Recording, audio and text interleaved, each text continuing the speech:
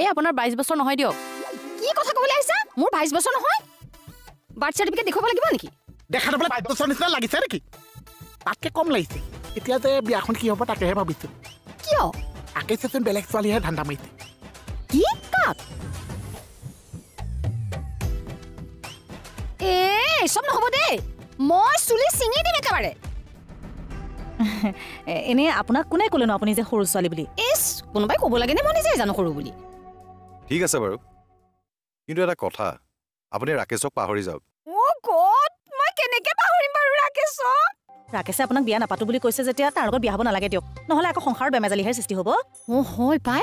এনেও মোৰ বিয়াৰ পিছত ফ্ৰিজত সোমাবলৈ মন নাই তোমাৰ কাৰণে ফিজ নালাগিছে ভণ্টি তুমি সৌ টিফিনৰ বাতি এটাতে ধৰি চাবা ঐ চুপ ছাৰ মই চাওঁগৈ বাৰু কিন্তু লাষ্ট টাইমৰ কাৰণে জানক এবাৰ চাব পাৰিম নেকি বাৰু পাৰিব জান মই যাওঁ জান শেষবাৰৰ কাৰণে মোক এবাৰ মইনা কলিজা বুলি মাতা মাতা না